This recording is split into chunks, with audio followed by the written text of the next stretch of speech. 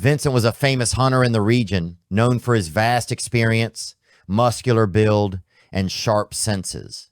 Vincent also had a beautiful wife named Olena, but unfortunately, the two were infertile and unable to have children.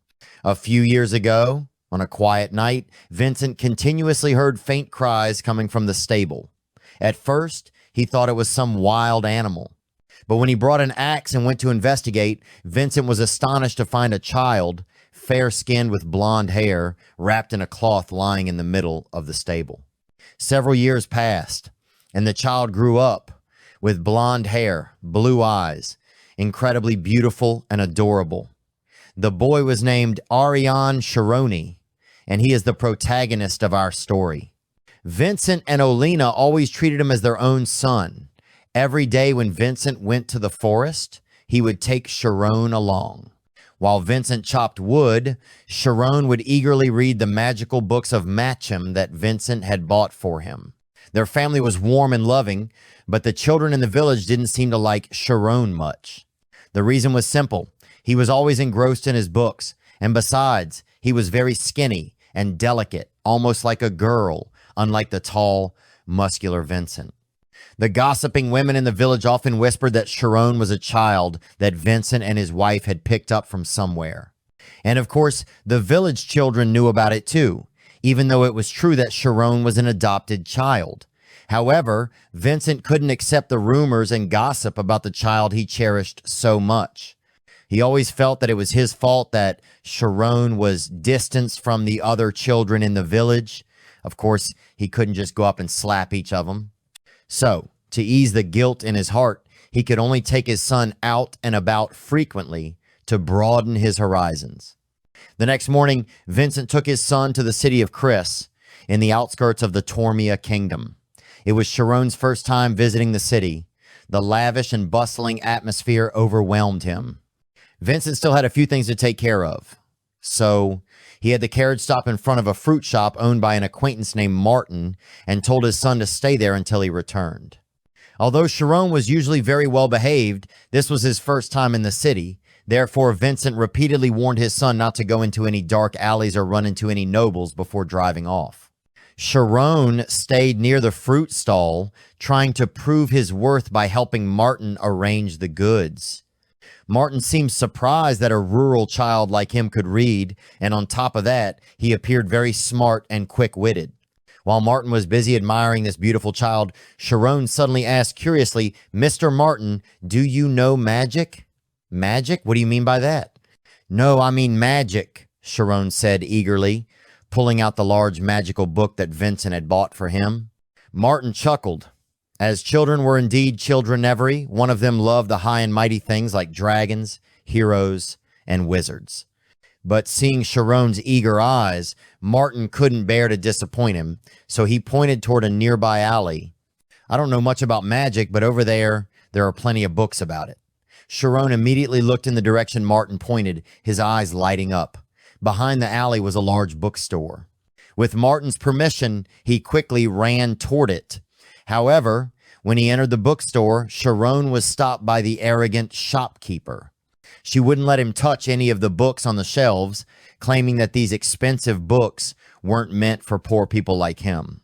Just then, a distinguished guest arrived at the store, and the shopkeeper referred to him as the head butler, though it was unclear which noble family he belonged to.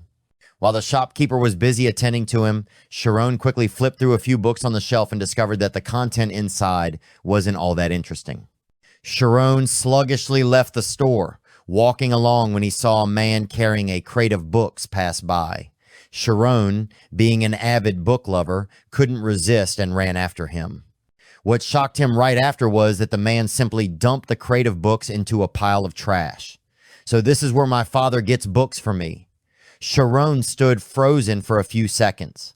Afterward, he moved toward the trash pile and carefully picked up each book to examine. At that moment, a few voices and laughter reached his ears. He turned his head and saw two noble women happily chatting, each holding a book in their hands. Shirone was deeply puzzled. What was the difference between him and them? Why did his father warn him not to approach nobles earlier? And why were they allowed to freely read the books they liked while he couldn't? Thinking about this, Shirone unconsciously followed the two women. But before he could catch up with them, a tall guard stopped him. "Hey, kid, this isn't a place for someone like you to be hanging around." Beyond this gate was the area reserved for nobles, and the kids shouldn't be wandering around here from the start. Where are your parents? "Oh, my father is nearby," Shirone replied awkwardly. Just then, another soldier came over. He gave Shirone a quick glance and immediately became suspicious, as Shirone didn't look like the children who lived around here. They assumed he was either an orphan or a servant of some lowly family. So, they intended to drag him off for questioning, but Shirone quickly shed his outer coat and slipped away. He ran behind some bushes, his hair in a mess, clothes dirty, but he felt lucky that he hadn't been caught. As he was about to pick up his shoes and head back to Martin's place, Shirone suddenly heard voices coming from behind the high stone wall. "So now, let's discuss what magic is, shall we?" "No, Principal, show us the fire-spitting trick," a few people responded eagerly. Shirone looked up, trying to see over the high stone wall, which was at least twice or three times his height, but of course he couldn't see anything. Wait a minute, could this be the Magic Academy? Shirone's curiosity surged, and he pressed his ear against the wall, listening intently. On the other side, the man referred to as the principal continued to ask his students questions. He asked what the most important thing was when learning magic. Some said knowledge, others said hard work, and some even claimed money was the key, but no one gave the correct answer.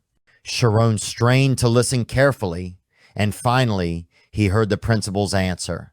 "The most important thing when learning magic is wisdom." The noble students inside all listened intently. When the principal mentioned wisdom, every one of their faces grew serious. "What's that?" The principal didn't answer immediately. Instead, he turned the question back on them.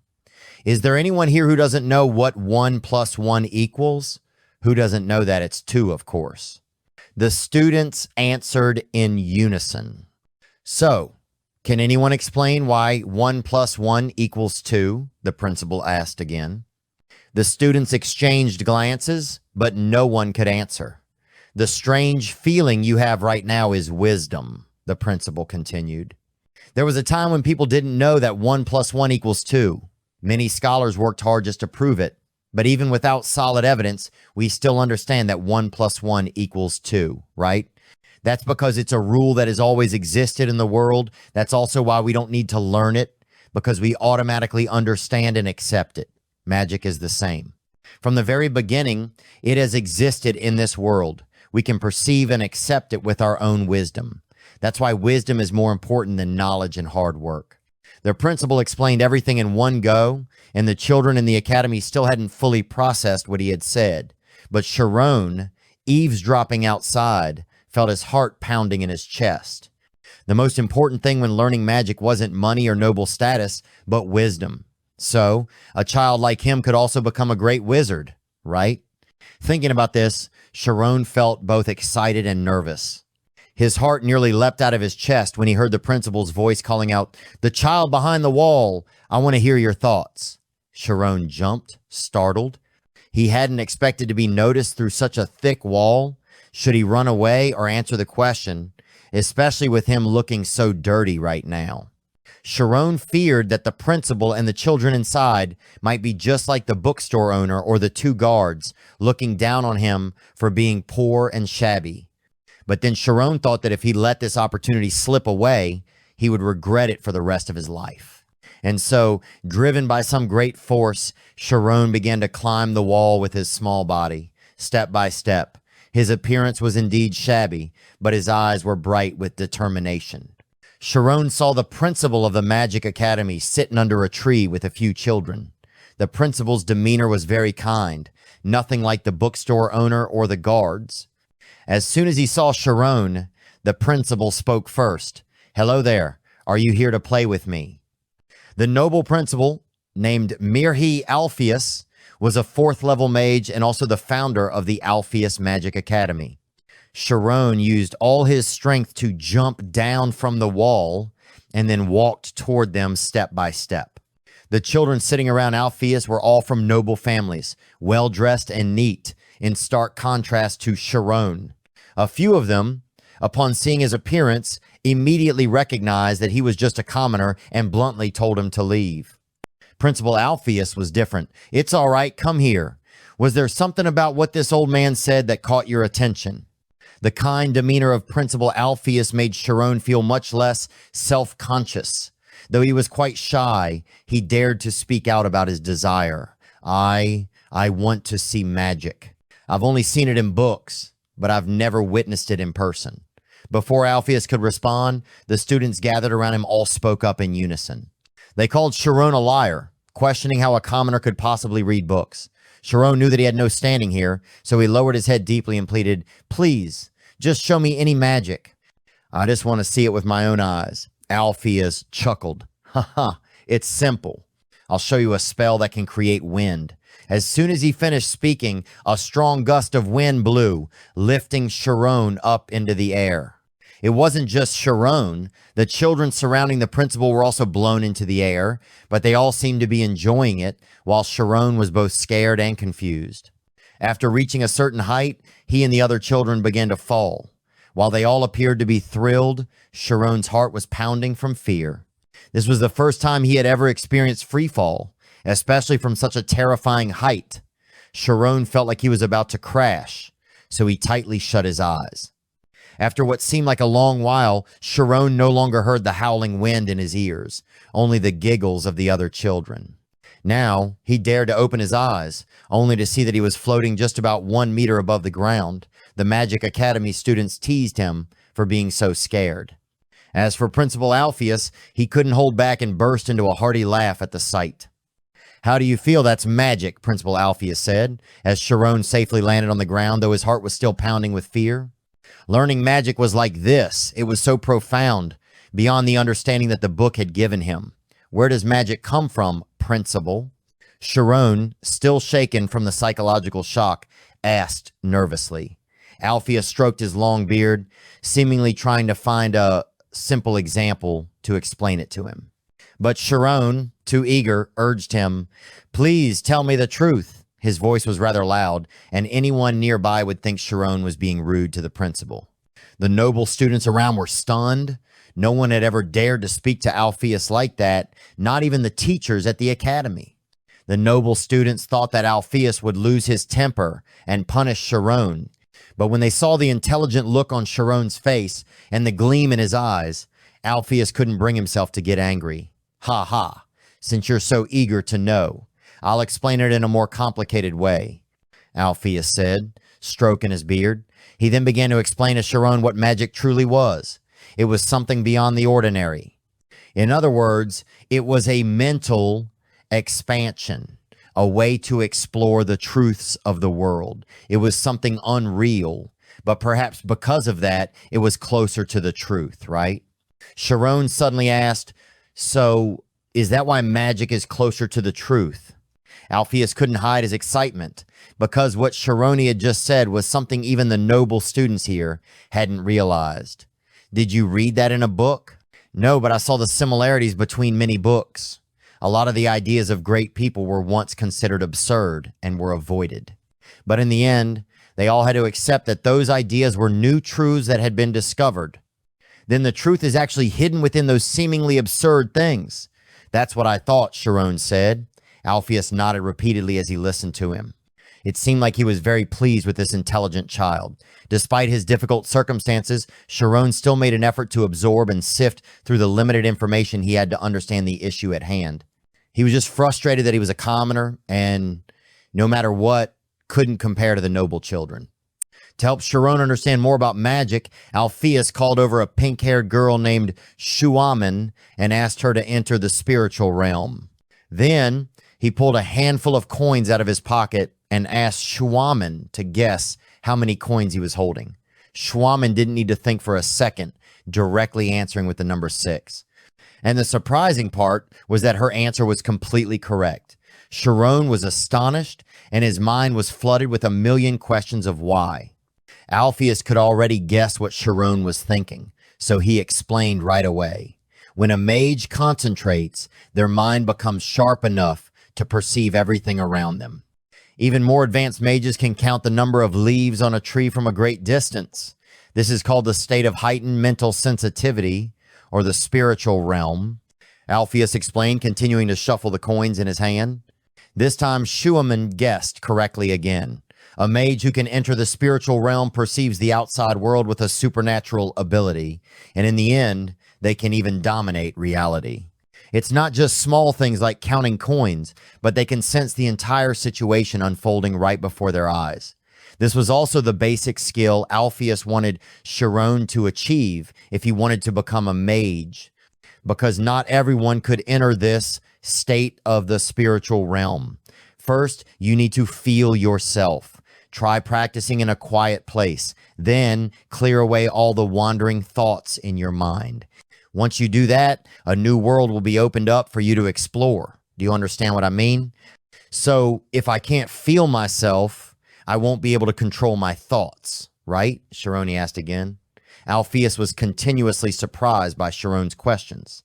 He instructed him to try and feel himself right here, because if Shirone couldn't do that, then learning magic would be out of reach for him.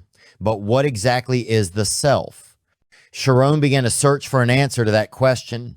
The brain was merely an organ, and the senses and reality he perceived couldn't surpass the concept of the brain. Shirone wasn't trying to understand its meaning, but rather to feel it. After a long while, Shirone opened his eyes. In front of him were still Principal Alpheus and the group of students, but something seemed different. Alpheus, with an expectant look, asked, "What can you feel now?" Shirone's whole body was drenched in sweat, and he replied, I can hear all the sounds." The children burst into laughter. "Of course you hear sounds." Alpheus didn't show any clear reaction, but seemed somewhat disappointed. He had expected Shirone to fail, just as he had initially predicted, because what happens inside the spiritual realm takes place in another dimension. In that realm, people perceive things through senses that are completely different, like synesthesia, neurological condition, where the brain processes sensory information through multiple senses at once. In that state, one could smell, sound, taste, light, and experience the environment through a different sense. Shirone had just said he heard sounds, which indicated that he had not entered the spiritual realm. After all, this wasn't something anyone could easily do. Alpheus slowly stood up and patted Shirone's head in a comforting gesture. "Good job. If you continue to practice in the future, you'll be able to hear even more sounds." With that, Alpheus turned to his students and said, "All right, the special lesson is over. Let's head back to the academy." As they moved away, Alpheus couldn't help but feel regretful, because finding a smart child like Shirone wasn't easy. He felt that if Shirone had been born into a noble family and had received education from a young age, what he could achieve would probably far surpass these children. As for Shirone, he climbed back over the wall and returned to the outside. However, his mind was in turmoil because he knew that he had indeed entered the spiritual realm earlier. Shirone only told Alpheus that he had heard sounds, but there were things he didn't explain. After the intense sound, he felt as if his very being had been torn into hundreds of pieces and scattered across the world. He no longer felt like a small individual, but rather he felt as though he was the entire world itself. That feeling made Shirone's tears fall uncontrollably. He couldn't help but be overwhelmed by the vastness of the world. It was just a brief moment, but Shirone truly felt like he had escaped his own body and become invisible, blending into the world. He felt as if he were running endlessly, trying to release the emotions inside him. In the chaos of his feelings, Shirone accidentally bumped into a passerby. Only he fell backward, as the other person was much taller. Shirone quickly apologized, but the person seemed to have no intention of letting him off easily. There were a few others around him, and the one Shirone had bumped into immediately grabbed him by the collar. "Are you crazy or something? If you bump into someone, at least apologize properly." Sorry, Shirone stammered in panic, barely able to speak. "Shirone, how could you be enough for this? Are you from the Langhui? Come to take my life, huh? Shirone didn't understand what Long Hui meant, but he realized that if things continued like this, he would either get beaten up or, worse, lose his life. In the midst of his panic, he heard a female voice call out, "What are you guys doing? Is something interesting going on here?" "Miss Amy, what are you doing here? Are you bored again?" The leader of the group quickly turned to the newcomer, but still didn't forget to tighten his grip on Shirone's collar. The one called Miss Amy was a young noblewoman with striking bright red hair. Shirone initially wanted to cry for help, but upon realizing she was a noble, he immediately gave up on the thought.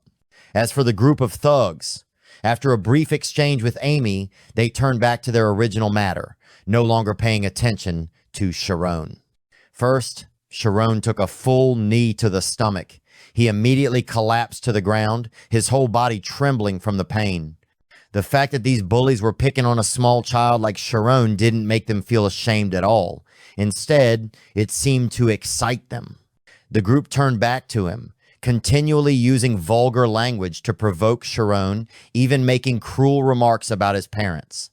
When they spoke about his parents like that, Shirone's eyes shifted from fear to full-blown anger. The bullies noticed his change in demeanor, but Shirone had no chance to respond as he was immediately kicked in the head. The group of large boys surrounded him, beating him up together. Shirone couldn't resist. He could only hold his head and endure the blows. After a while, Amy couldn't stand it anymore and quickly walked closer. "Stop it. You'll really kill him if you keep going," she said. She sat down next to Shirone and asked, "Are you all right?" "I didn't do anything. I just accidentally walked by here." Shirone seemed to sense a glimmer of hope from her, and with tears in his eyes, he explained. "All right, that's enough," Amy said. "Aren't there any more fun games to play?"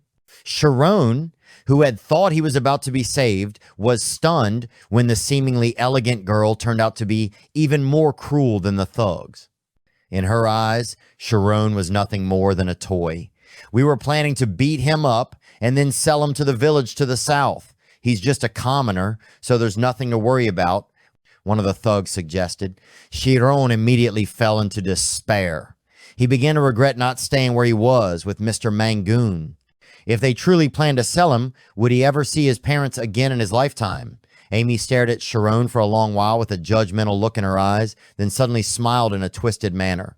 "A slave shouldn't have any flaws, right? In that case, why don't I just confirm that myself?" The group of thugs surrounding her immediately burst into loud, mocking laughter. "Ha ha, Miss Amy. Are you really going to check him yourself?" One of the thugs laughed loudly. "Did you hear that, kid? She's telling you to laugh it off." Upon hearing the words "laugh it off," Amy's face immediately changed, and she instinctively stepped back. She had only intended to play around with Shirone a little and then let him go. She never expected these madmen to take it seriously. Moreover, Shirone looked like he was about to snap. The mocking laughter and threats of the thugs began to fade from Shirone's mind. Instead, he started to hear more clearly the sound of wings fluttering past. Then, it felt as though the space around him froze. Shirone felt his mind drift back to a few seconds earlier. He saw Principal Alpheus and the students sitting under the tree, and he was reciting the wind spell to show Shirone what magic looked like. Shirone had no doubt anymore. He was in his own memory. Alpheus's incantation became clear to him, and all of it flowed into Shirone's mind, transforming into knowledge that was now his own. As Shirone's spirit left his body, returning to the world of his memories, in the real world, he stood frozen like a wooden plank. The thugs, seeing that Shirone had no reaction, went into a frenzy and grabbed his collar again.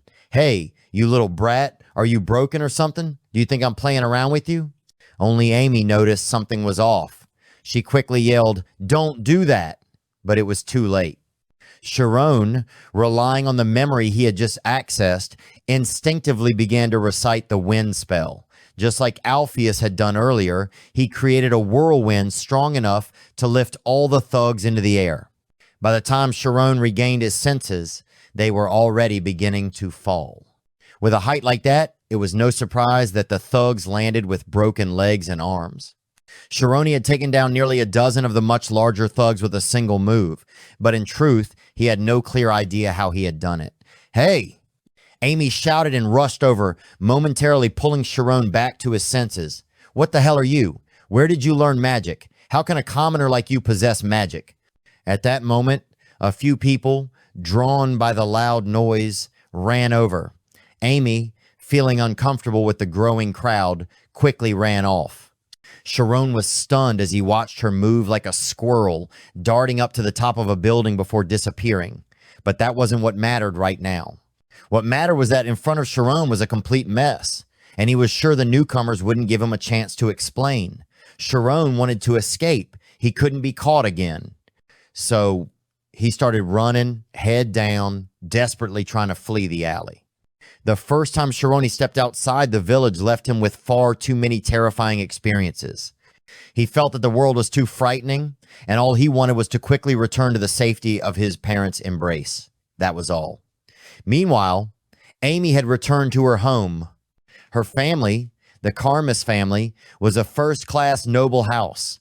Amy returned in a huff, furious that she had been defeated by a commoner boy.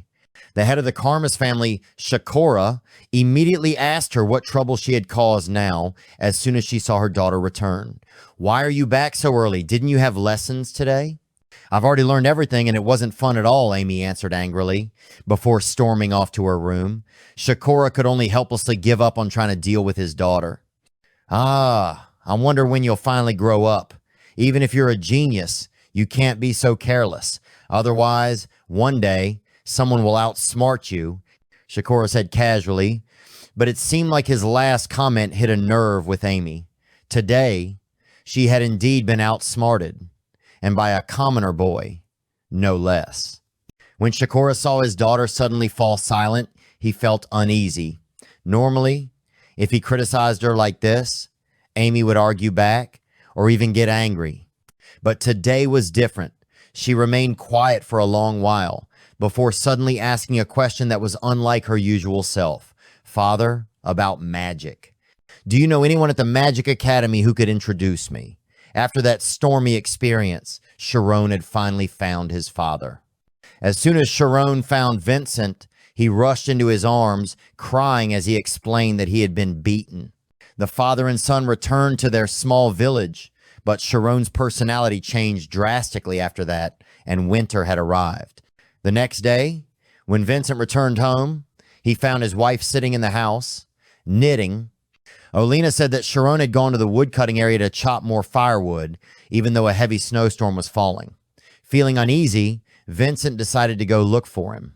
Though they weren't biological father and son, Vincent had raised Shirone and considered him his own from a young age.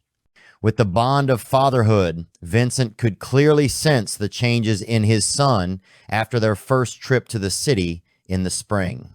And although Shirone had only mentioned being beaten, Vincent always felt there was more to the story. At this moment, Shirone was in the forest, chopping wood. Even though many days had passed, he still couldn't forget the day he had unknowingly unleashed magic to attack those thugs. Since then, Shirone hadn't been able to use magic again. The magic he had successfully summoned was done so by instinct, but because he lacked any fundamental knowledge of magic, he couldn't replicate it. However, now Shirone had become proficient at entering the spiritual realm. In the spiritual realm, he could perceive everything.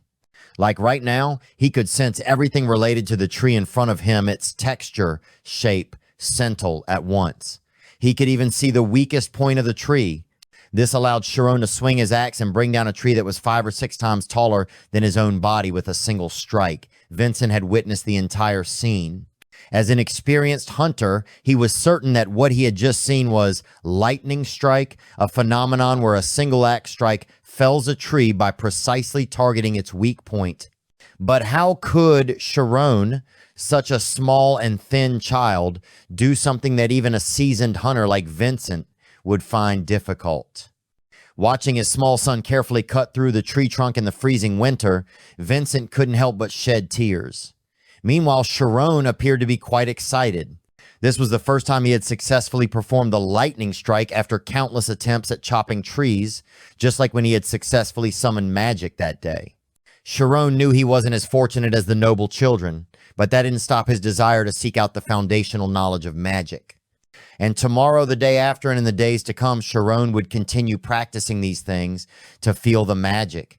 He believed that sooner or later the opportunity would come for him. His persistence had truly brought Shirone some accomplishments. Time passed, and 3 years later, Shirone had grown much taller and his hair had grown longer. He had successfully mastered the lightning strike, hitting his target every time. Now, he felt as if he had become one with nature. Shirone could even sense the density of each bush, the movements of insects, and the absorption of nutrients through the roots of every tree.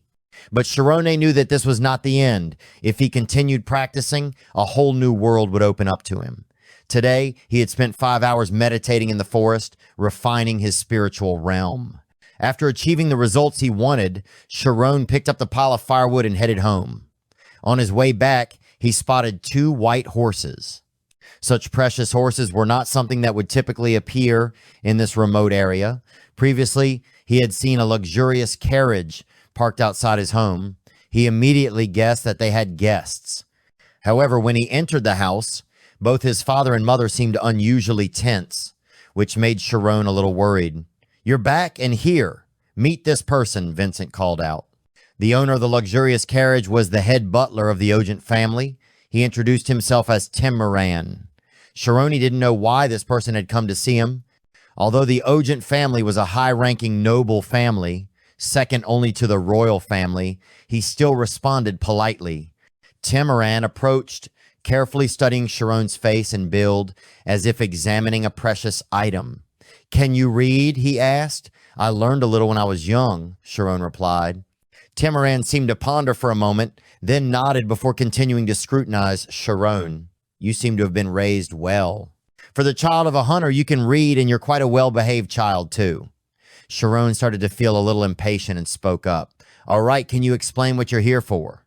Finally, Timiran revealed the true purpose of his visit. He had come to offer Shirone a job at the Ogent family.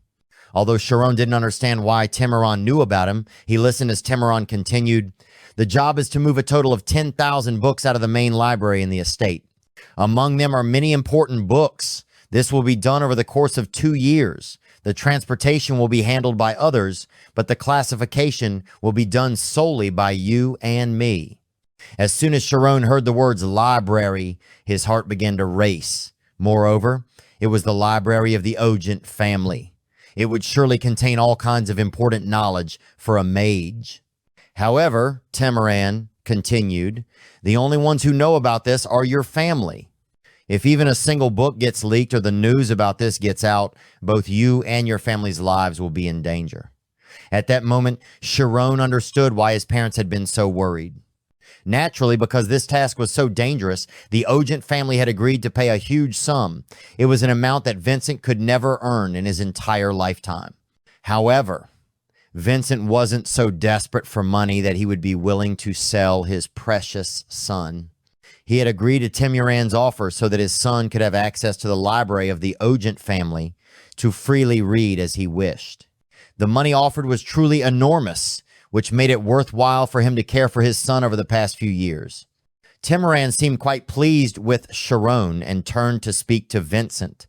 His words implied that Vincent had cared for Shirone all these years just for the sake of money.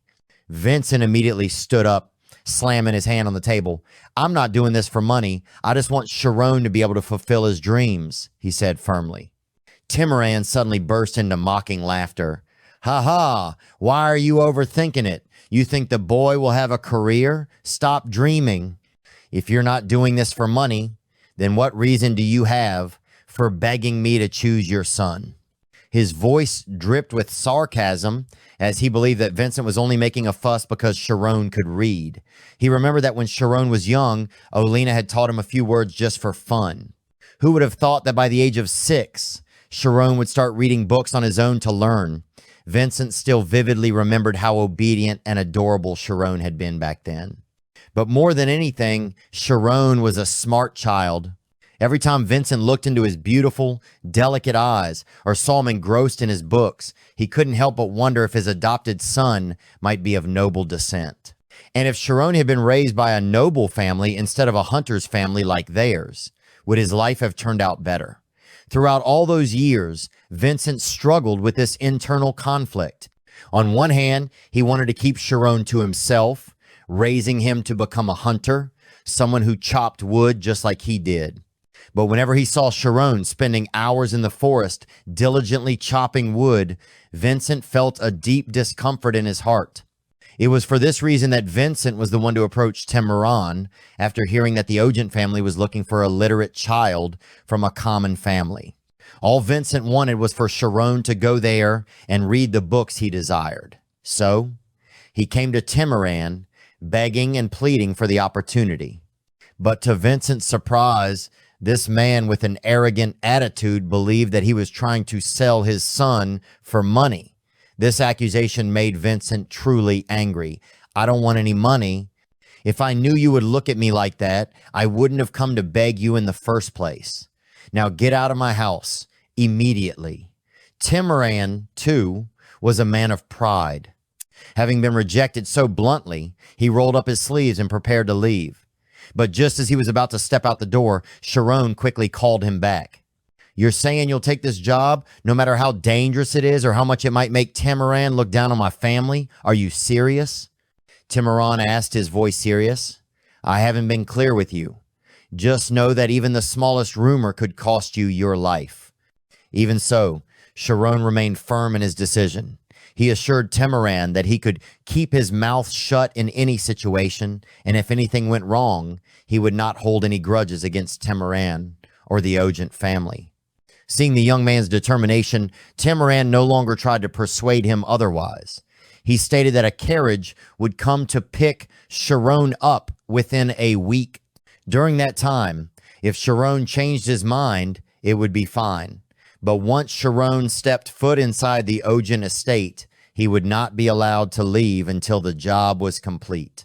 After giving his instructions, Timoran didn't linger for long.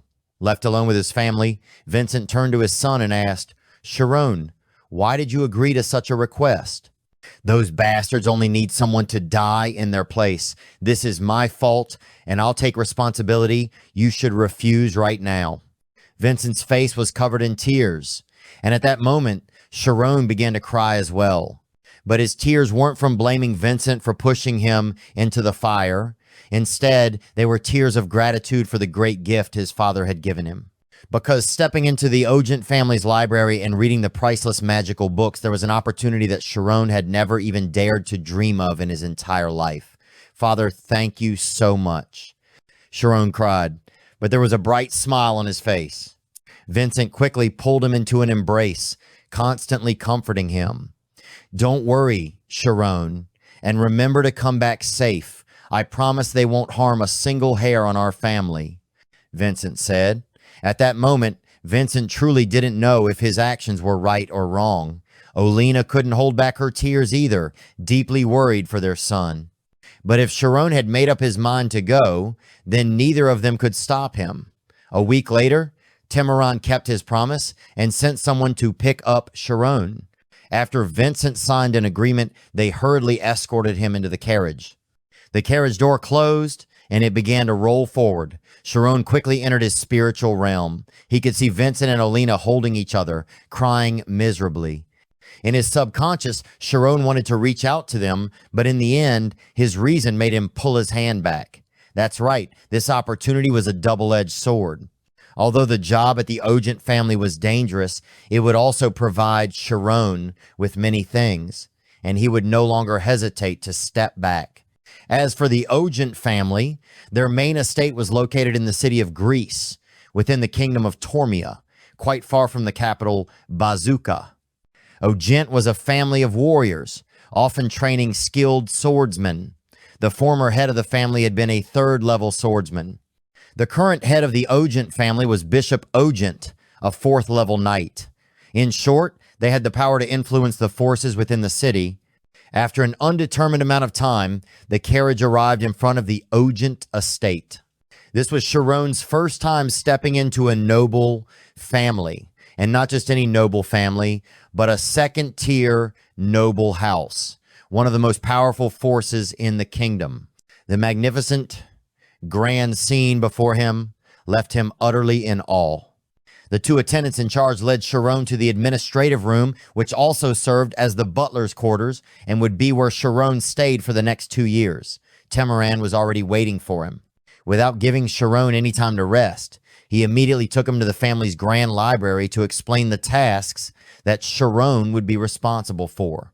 Entering the Ogent family's library, Shirone was even more overwhelmed. He had never seen so many books before, and for someone like Shirone, who loved books, this was truly heaven. Because the Ogent family had just built a new library, these priceless books would be moved there. And Shirone's task was to organize them. He would receive a list every week, and based on the book titles on that list, he would need to find and gather them. The working hours were from 9 a.m. to 6 p.m. daily.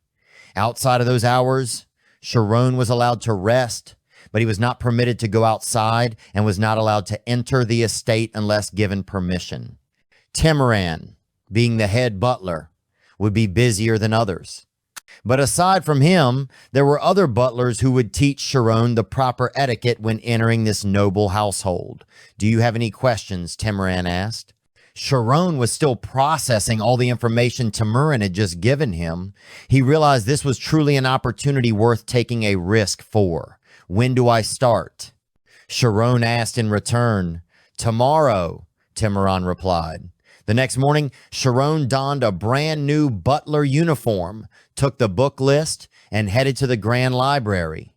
After spending the entire night thinking, he finally understood why such a large family like the Ogents would hire only one person for the task of organizing books. Perhaps it was because they needed a consistent standard for arranging the books. For example, if they needed to organize a book titled The History of Swordsmanship, everyone would have a different opinion on whether a book titled The History of Swordsmanship should be categorized under professional sword techniques or as a comprehensive history. Another thing Shirone realized while experiencing the different sorting systems was that all knowledge was interconnected, and the core element that connected everything was history. Knowledge stretched along a straight line, and that line was history. History was the backbone of all knowledge. After thoroughly studying history and using it to reinforce other fields, Shirone's reading speed increased significantly. Among the 10,000 books in the library, about 850 were history books, and he planned to read all of them within the 2 years he would be staying here to achieve his greatest dream, to become a mage. Time slowly passed, and Shirone adapted quickly to his work.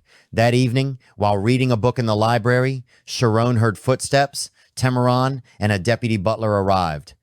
Shirone hurriedly put the book he was reading away, as reading here was against the rules. "Have you finished organizing everything? Working overtime again?" Tamaran asked. "Yes, sir." Shirone quickly stood up and responded attentively. Tamaran didn't suspect anything, merely advising Shirone not to overexert himself. After all, he still had 2 years in the library, and more importantly, he had to take responsibility for everything he did. If his body became too fatigued and caused mistakes, it could result in more serious consequences.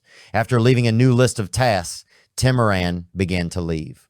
But after taking a few steps, he suddenly turned around and walked straight back to Shirone, causing him to tense up. "Did he find out that I've been secretly reading the library books during overtime?"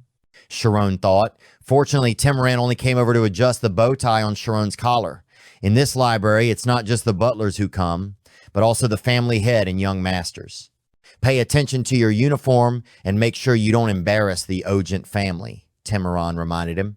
He also advised Shirone to trim his long hair. After that, Tamaran finally left, and Shirone let out a sigh of relief. He started thinking about cutting his hair shorter, just like his father's. However, there was an even more pressing matter on his mind. The knowledge in the books was incredibly difficult. After Tamaran and the deputy butler left, Shirone once again struggled with a massive amount of information. He wanted to memorize everything quickly.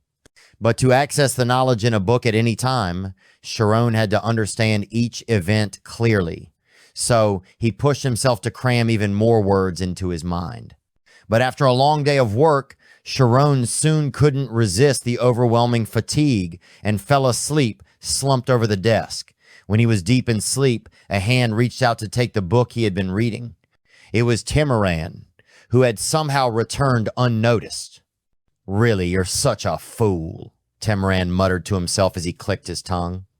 "You've been holding this book for an entire month, and you think you can succeed just by studying? If you were reading more practical books, I would have banned you from coming here outside of working hours. But it's a good thing because you're just a fool with determination." 3 months had passed, and Shirone had started to get used to working at the Ogent family's grand library. He had also learned a great deal from the maids and other staff. After 3 months of work, Shirone realized one important thing. The noble class didn't actually care if 1 or 2 books were lost. This meant that there was likely nothing in the library that was truly irreplaceable. But that didn't mean Shirone would be any safer. So he continued to maintain the same mindset he had when Timiran first came to him. He must not allow himself to make any mistakes. As Shirone was lost in his thoughts, the grand library door suddenly swung open, followed by a voice that pierced through his ears. "Damn it, that old fool." He jumped, startled, and froze. The person who had barged in was a tall young man with green hair. Based on Shirone's knowledge, this was the youngest son of the Ogent family, Rian Ogent. Behind Rian, another voice followed, and it was even more intimidating. "Rian, how dare you run away? Once I catch you, you'll have to run another 100 laps." Rian quickly darted towards Shirone and crawled under the table next to him. Before hiding, he even reminded Shirone not to tell the person who was coming that he was hiding here. Rian's large frame created a heavy pressure on Shirone, but the person who entered after him had a size even more imposing. "I know you're hiding in here, Rian." "Hey, kid." There's a little shrimp with green hair who just barged in here, right? Shirone didn't say a word, but thought to himself, if that green-haired brat is the size of a pea, then what does that make my skinny frame in this old man's eyes?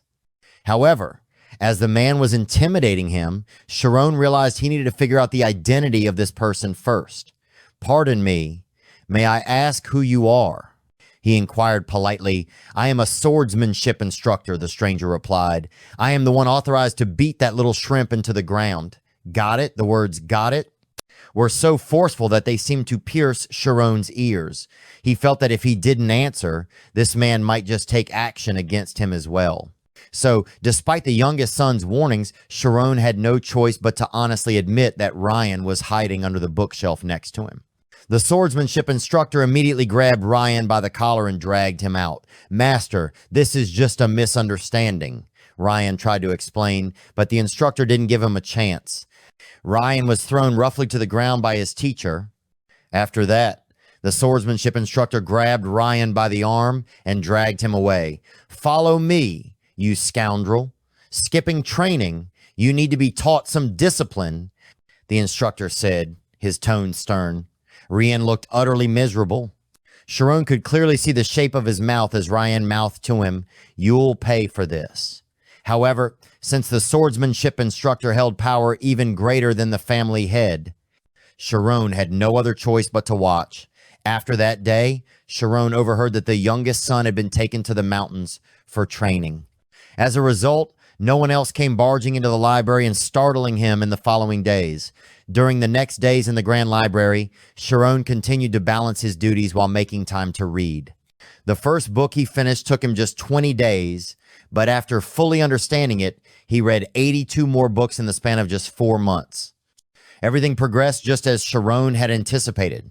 The beginning was quite difficult, but after that, none of the books contained entirely new information. Once he built a solid foundation with the first 200 books, the remaining 650 books became much easier to grasp. As Shirone read the original historical texts on magic, he began to have doubts. Was learning the original history of magic truly the right choice? But because he had already studied the formation of all things, he became even more certain that his decision was correct.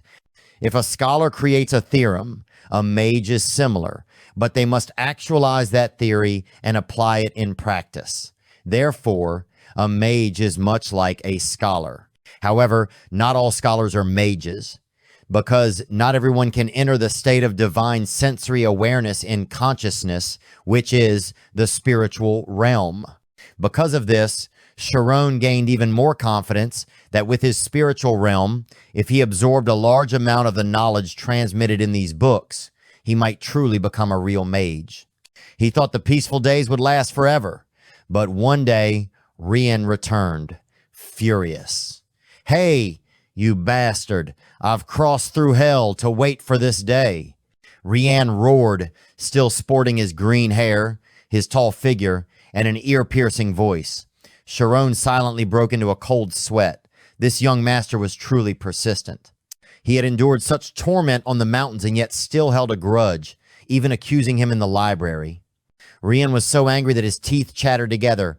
"Do you know how much hardship I had to endure, you bastard?" Rian started recounting how his master had tormented him. He spoke of climbing rocky cliffs countless times until his fingers had no strength left. Yet, every time he thought he was about to die, Rian would remember the grudge from the library, the one that had pushed him into this situation, and it fueled him with strength.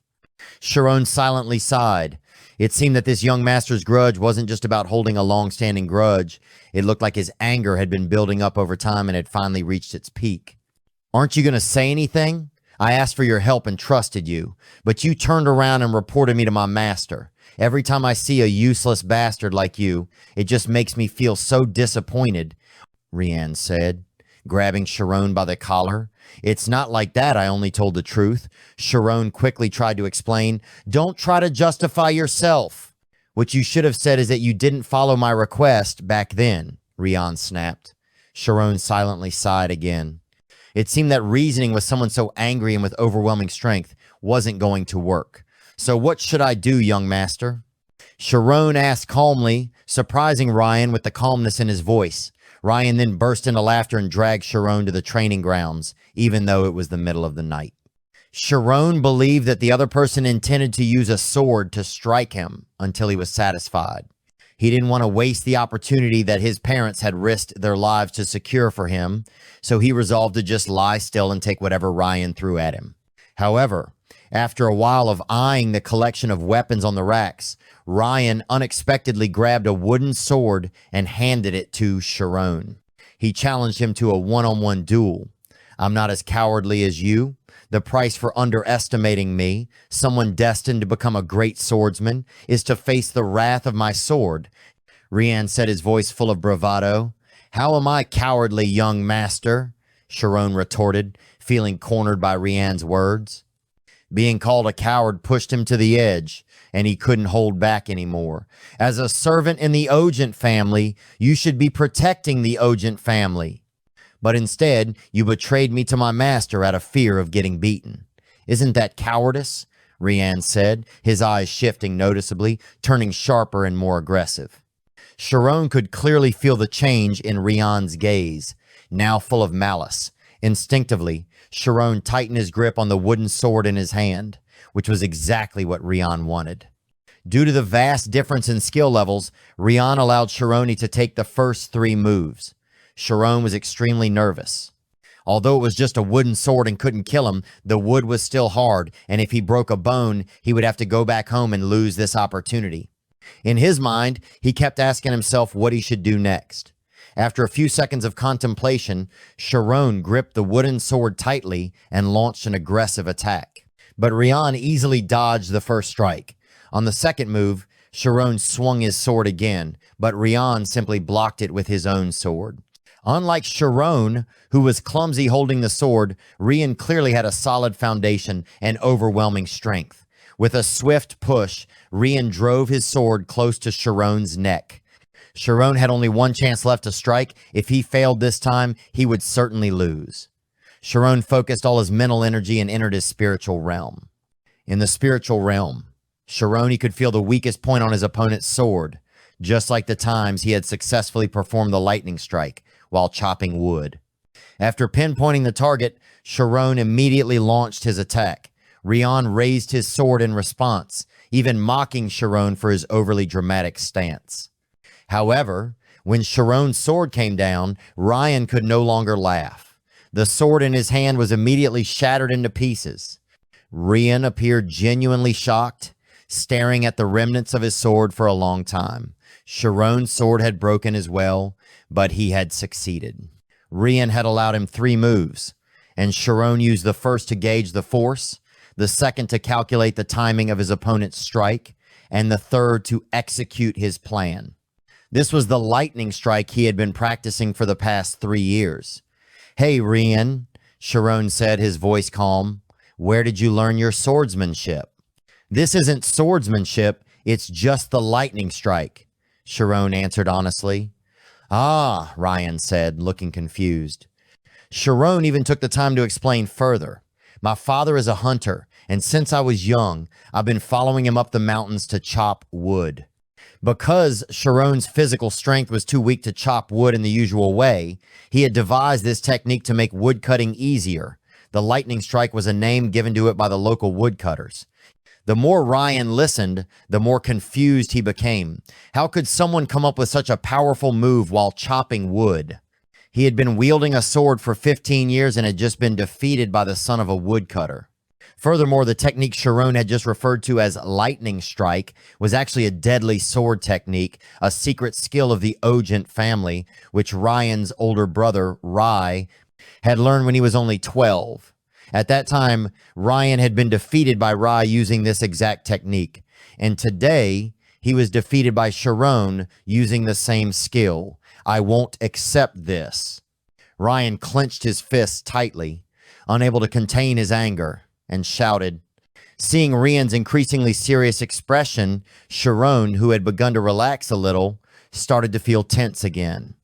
"Have I made you upset, sir?" Shirone quietly asked. "Shut up," Rian snapped.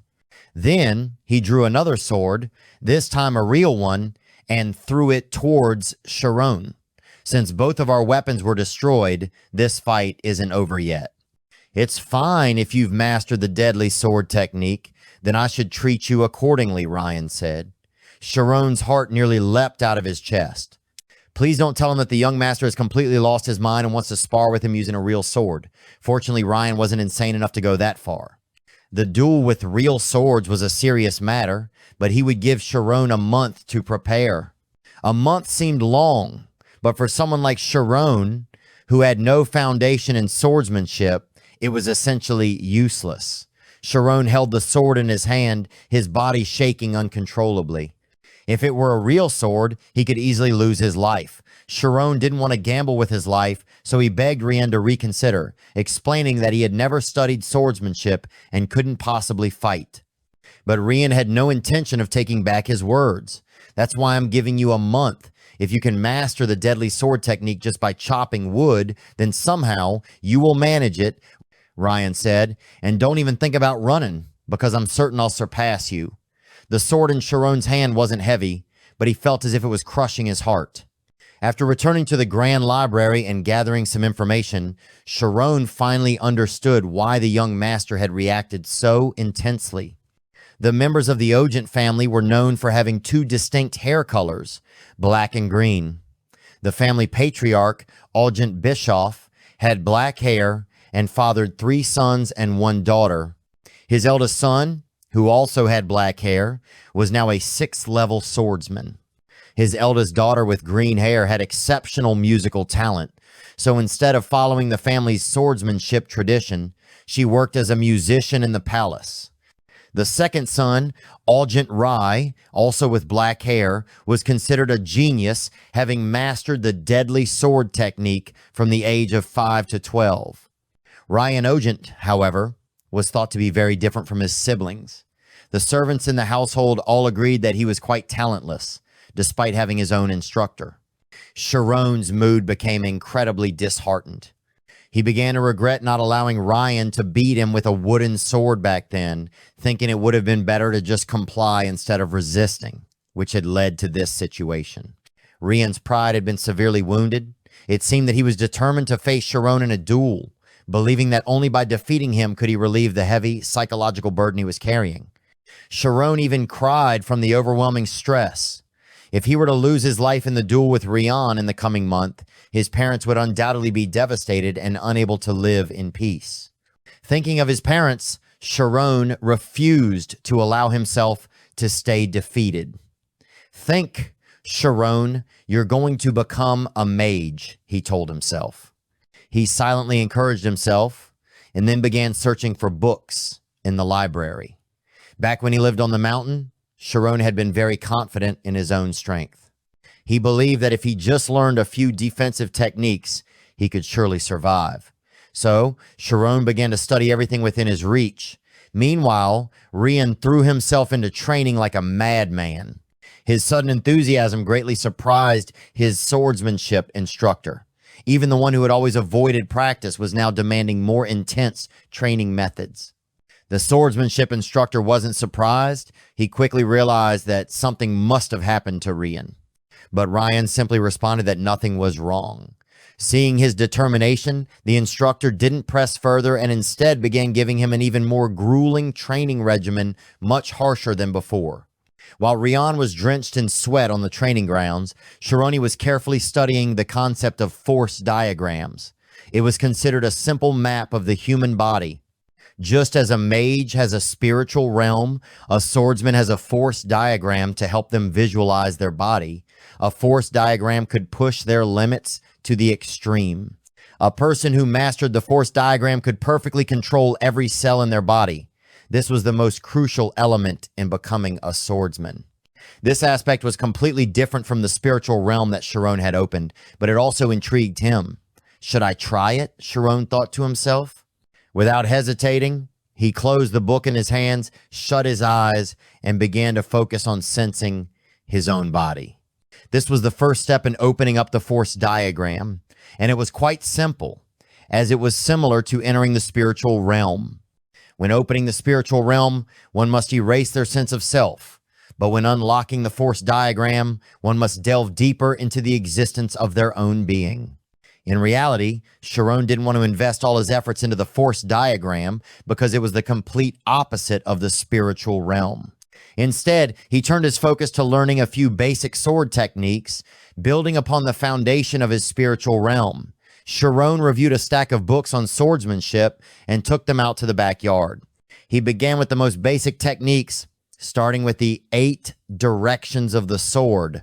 Meanwhile, Rian was pushing himself to train so hard that even his swordsmanship instructor became alarmed. The instructor had never seen his pupil so motivated, despite having taught him since he was a child. Rian's emotions were a mess. In truth, Shirone was just the last straw that broke the camel's back. The core issue was that Rian was always compared to his siblings. Despite having trained for 15 years, he hadn't unlocked the force diagram, making him feel like a failure in the eyes of the Ogent family. His swordsmanship teacher, though strict, was very caring. Seeing the significant change in Rian today, the instructor couldn't hold back his tears. "Rian, enough. Let's stop here for today," the instructor said, gently taking Rian's sword from his hands. At that moment, Rian felt all the muscles in his body were completely exhausted. He obediently set down his sword and sat down, staring into the distance. "What are you thinking about?" Rian's swordsmanship instructor asked while wiping the sweat off Rian's forehead. "I was thinking, my hands feel like they're about to fall off."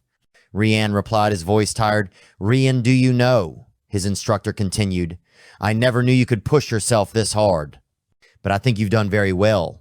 The instructor paused before suddenly asking, "Have you ever thought about what you've done best up until now?" "I don't know. I only know what I haven't done well," Rian answered, his eyes lowered to the ground. "Yes, that's exactly it," the instructor said with a soft sigh. "That's why you're not a genius," Rian flared up, thinking that his instructor was mocking him. But when he turned to look at him, he saw a very serious expression on his face, and his eyes were full of sorrow. The instructor said that all geniuses know what they are best at, and they only put in effort when they are 100% confident that they will succeed. But even geniuses have a fear. The hard work required to achieve the impossible, a burning will that challenges what seems unachievable. That willpower and determination are the nemesis of geniuses. "Thank you, master," Rian said with a dry smile. Out of all the encouragement I've ever received, I like these words the most. His swordsmanship instructor wasn't just speaking casually. His words had truly ignited Rian's fighting spirit. Although talent wasn't something Rian had from the start, he would grit his teeth and forge it through relentless practice. Rian was determined to use his own resolve to turn the impossible into possible. Rian wanted to win, and coincidentally, that was also Shirone's mindset as he diligently practiced the basic sword techniques at that moment. Shirone was just as serious with his first sword strikes. Swordsmanship was the process of learning actions designed to take the life of another directly. Therefore, the flip side of it was a high-stakes psychological battle of life and death. Without a sparring partner, Shirone could only grip the sword that Rian had thrown to him and imagine an invisible enemy in front of him. This imagined enemy could attack from countless angles. In reality, there were 8 major directions of attack with a sword, and through his extraordinary efforts, Shirone had taught himself all 8 strikes and how to counter them. He practiced relentlessly, only to realize that the path of swordsmanship, like magic, was infinite. And all the things Shirone had learned by himself so far were just like a grain of sand in the desert. "Father, Mother, I'm sorry, but I might not be able to return home this time," Shirone whispered to himself, his voice full of contemplation and sorrow. But ever since he stepped into the Ogent family, he had never regretted it. Although the path he walked faced death, he had been exposed to a wonderful world. A month passed quickly, and Shirone arrived on time at the training grounds, ready for his life or death duel with Rian. In just a short month, Shirone could clearly sense that the aura surrounding his opponent had completely changed, and Rian could feel the same change in Shirone. A month ago, Shirone had appeared disorganized, with poor posture and a shaky center of gravity. But now, he was calm and composed, and even though it was his first time wielding a real sword, he remained unflinching. This made Rian unable to avoid comparing Shirone to his older brother, Rai, and it made him even more determined to win. Rian was the first to charge forward, and Shirone felt the tension building up inside him. Though this young master was often called talentless by the servants, his swordsmanship was on a completely different level compared to Shirone's. However, thanks to his relentless efforts over the past month, Shirone was still able to sense the direction of Rian's strikes. His calmness and ability to read the movement of the sword only fueled Rian's determination to win. He couldn't help but wonder, how is he able to block these strikes? In reality, Shirone wasn't reckless or afraid of death, but he had completely mastered his emotions. On the other side, Rian continued to attack, this time with a strike from his right hand. Shirone managed to block it once again. The first and second strikes were relatively easy, but as the fight progressed, Rian's speed increased, and soon he surpassed Shirone's ability to sense the direction of the sword. Finally, the tip of Rian's sword managed to land a shallow cut on Shirone's chest.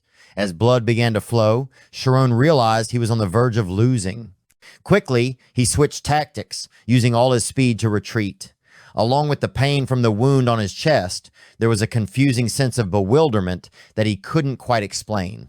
Rian looked into Shirone's eyes, and it seemed he understood the confusion, which only made him more smug.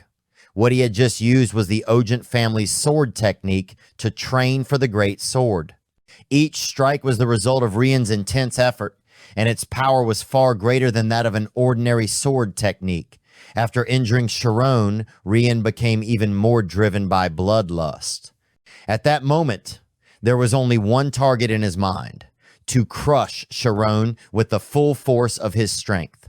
They continued into the second round of the fight, but this time, Shirone began to feel a growing sense of confusion. If Rian had attacked upward after striking his chest, Shirone would have been struck at his side, but Rian's subsequent strikes didn't seem to be aimed at delivering a finishing blow. This meant that Rian's understanding of swordsmanship was not as high as Shirone had initially thought. Rian may have been proficient in using the sword, but he lacked understanding of how to use the techniques effectively. This was the opening Shirone needed to turn the tide. He immediately adjusted his battle strategy, focusing all his energy into attacking. Shirone had learned the basic sword techniques, so every strike he made was precise and effective. Rian was genuinely stunned once again. Why is he attacking suddenly? Rian thought to himself. Wasn't he exhausted? Rian became increasingly bewildered as he realized that, although Shirone's moves were quite simple, he couldn't block them. From a dominant position, Rian was slowly being forced into a passive stance. As Rian's stamina gradually decreased with each clumsy block, Shirone began to feel more hopeful about preserving his own life. He just needed to persist, maintaining his stamina and continuing his rhythm of attacks, and victory could be his. On Rian's side, his mental state was wavering intensely. Shirone's relentless onslaught brought back haunting memories of the past. Rian thought about his older brother Rai, who had been praised by their father as a genius and was the one who had defeated Rian using the deadly sword technique. As he recalled Rai's smug, satisfied smile after defeating him, Rian's anger flared up once more.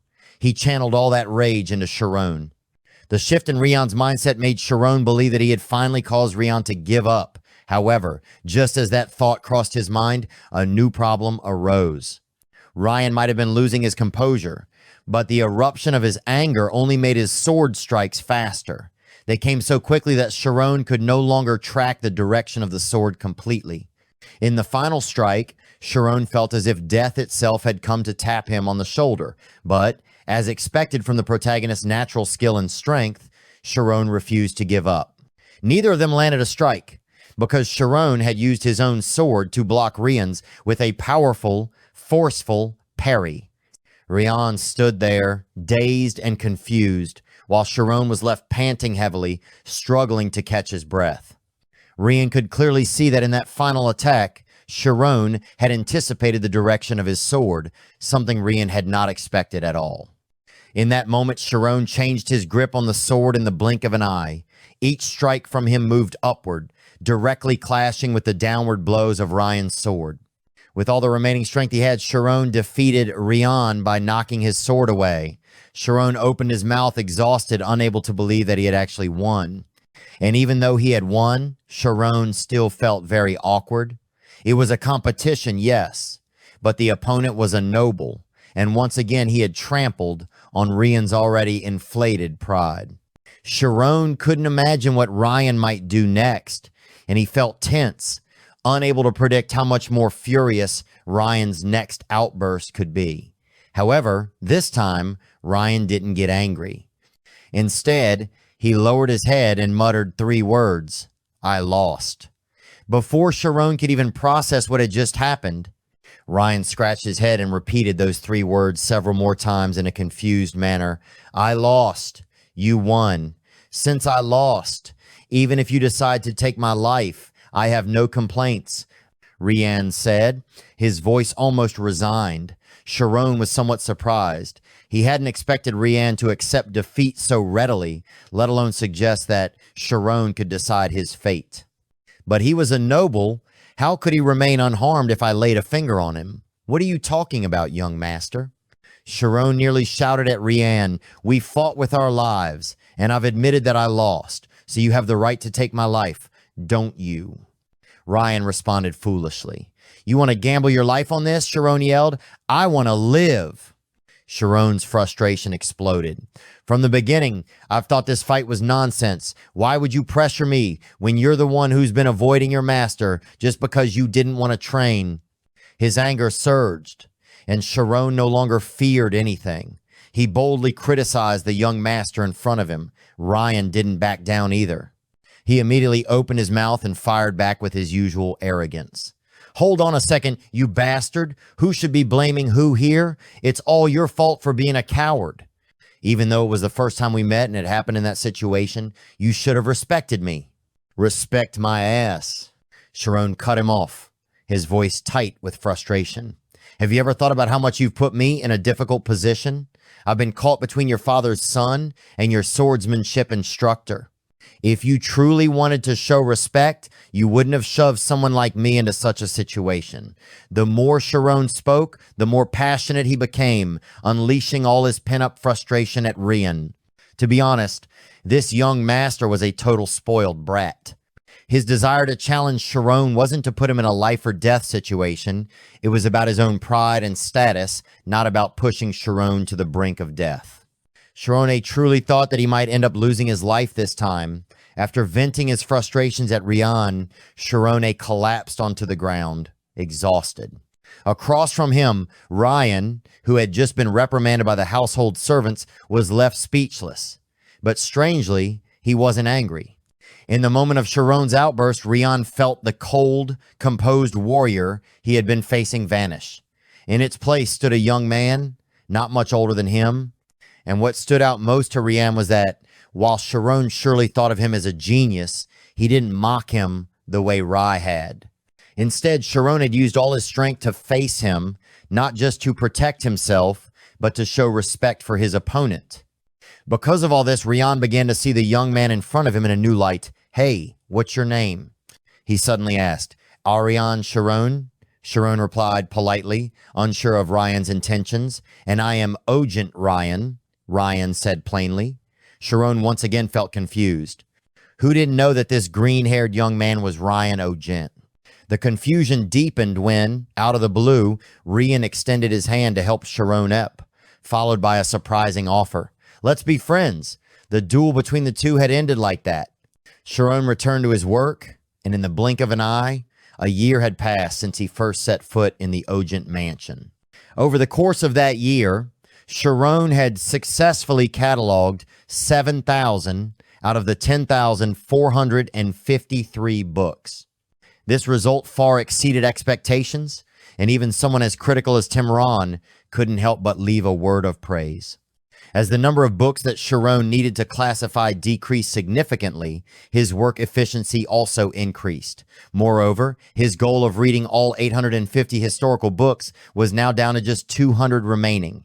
Every day, he read 3 books, and soon enough, Shirone would complete the foundational knowledge he had long desired. Not only that, thanks to Rian, he had also experienced swordsmanship and understood the essence of fear. It seemed that the power of his spiritual realm had grown as well. Though his progress had been slow at the beginning, Shirone knew that as long as he didn't give up, he would eventually reach his goal. Most importantly, Shirone had found his first true friend in life, someone who had once slapped him in the face the first time they met. After their duel, Rian had practically spent all his time in the Grand Library talking to Shirone. Shirone also realized that Rian had a surprisingly affectionate side, with some very endearing qualities that contradicted his tough exterior. Although Rian still sometimes gave Shirone a headache, like when he would scatter the books Shirone had just finished categorizing, overall, this friend had become someone worth cherishing. However, after getting close, Rian started slacking off in his training. For example, today, after completing his basic exercises, he told his instructor that he wanted to go to the library and promptly started reading there. Shirone knew that this seemingly lazy person was actually a smoldering flame, capable of bursting into intense fire at any moment. Rian would get stronger as long as he had the opportunity, so there was no need to push him too hard to train. So Shirone agreed to let Rian stay in the library and read books with him. But just 10 minutes later, Rian had already become weary from all the words in the books. "Shirone, didn't you say you wanted to become a mage? Do you really have to read so many books?" 800 volumes? You must be crazy, Rian grumbled. "Of course, actually, I'm still behind. Before I came here, I never had the chance to study, but now that I've finished over 600 books on history, I've learned almost everything," Shirone replied, continuing to read. Rian wasn't interested in reading, so he focused on watching Shirone instead. He found it amusing to see his friend so diligent in studying and practicing, even though he could never be as patient as Shirone. Each time Rian watched Shirone work, he found himself amazed once again. Shirone's reading speed was astonishingly fast, to the point where Rian felt like Shirone could be pulled into the book at any moment. Bored out of his mind, Rian read a few words before starting a conversation with Shirone. The two of them together were like a battlefield of ideas, and Shirone couldn't focus on his reading anymore. They began to argue about the book Rian was holding. It was about one of the most commonly asked questions on the continent. If a swordsman and a mage were to face off, who would emerge victorious? Of course, the swordsman would win, Rian stated confidently. Shirone looked at him for a moment, then replied, but what if the mage can control space or time? How could the swordsman win? Rian smiled. You say that because you don't understand the true power of a swordsman. A skilled swordsman can defeat any magic before the mage even has a chance to cast a spell. Shirone thought for a while, then laughed. That's a fair point, but I still lean toward the mage. A sword may be sharp, but magic can change reality itself. The two of them continued to debate, and in the quiet space of the library, it felt as though the whole world was reduced to their voices and contrasting viewpoints. A voice suddenly echoed from behind the bookshelf. As soon as Shirone heard it, he immediately stood up, startled. The voice belonged to Ojent Jai, the second son of the Ojent family, and also Ryan's older brother, whom Rian despised deeply. Shirone felt a wave of tension. He feared that the conversation between him and Rian had been overheard by Jai. Servants speaking out of line with nobles were never let off easily, and Jai now seemed as though he could pierce through Shirone with his gaze. Seeing Shirone's unease, Rian quickly intervened to ease the situation. Why are you saying that? Do you already know the outcome? Are you sure you're not siding with the swordsman just because you, yourself, are a swordsman? Oh, I didn't think you would care about this so much, Jai replied, his tone not too serious, but his gaze revealed a deeper concern. Shirone felt the atmosphere around him suddenly grow heavy, and he couldn't help but sense the awkwardness. After all, Jai was a high-ranking member of the Ojent family, a person with great influence, and his words could easily stir up trouble. Shirone didn't know what would happen next, but at that moment, he just hoped that everything would pass without causing any further complications. Looking at the status of swordsmen and mages on the continent, it was clear to see the difference. Rian chuckled softly. We're talking about combat here. What does their status have to do with anything? People choose their positions on the battlefield based on their military ranking. You're not going to say something meaningless like that, are you? Ryan's attitude was clear, but Jai didn't seem to care. Instead, he turned his attention to Shirone, who was standing beside him. Oh, the one standing over there. What do you think? Jai asked, his voice soft yet carrying an undeniable weight of authority. It was just a simple question, but Shirone could feel the invisible pressure emanating from Jai. He couldn't figure out Jai's intentions, nor could he tell whether his answer would affect his safety. The tension rose within Shirone, unsure of how to respond in a way that wouldn't complicate the situation further. The sense of danger from Jai felt heavy, forcing Shirone to carefully consider every word he might say. Despite the pressure, Shirone couldn't ignore the question. He cautiously expressed his opinion. He believed that if the skill levels of a swordsman and a mage were equivalent, the swordsman would have a hard time winning once the mage entered their realm. However, if the swordsman used their superior physical strength to fight before the mage could enter their domain, they could certainly win. No, you're wrong, Rai interrupted Shirone, having appeared before him without Shirone noticing.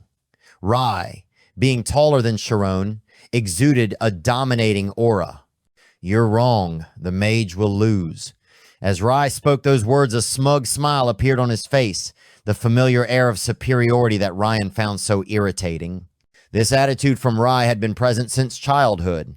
Whenever he felt discomfort towards someone, he enjoyed trampling over what they held dear. It used to be Rian, and now Rai was trying to press Shirone. You seem to enjoy history. I'm sure you've heard of the 5 gods' armor, haven't you? Rai continued, his sharp gaze seemingly testing Shirone's knowledge on the subject. Artifacts that can disrupt the mage's spiritual realm. I'm talking about anti-magic, Rai continued, his voice calm but full of authority. Shirone's heart started to stir with unease upon hearing this. Anti-magic, something rare, and very few people knew about it. These artifacts not only had the power to neutralize magic, but could also directly affect the mage's ability to access their spiritual realm. For this reason, they were considered extremely dangerous to mages. The Five Gods armor is one of the most powerful artifacts from ancient times, created to counter mages. It can break their spiritual realm and strip them of their ability to wield magic. Have you heard of them? Shirone, Rai asked, his eyes gleaming with pride. Shirone hesitated for a moment before replying, I've heard of them, but I don't really know much about them. He knew that anti-magic was potent, but he had never studied it in depth. Rai looked at Shirone with a sense of satisfaction, as if he knew he had struck a nerve.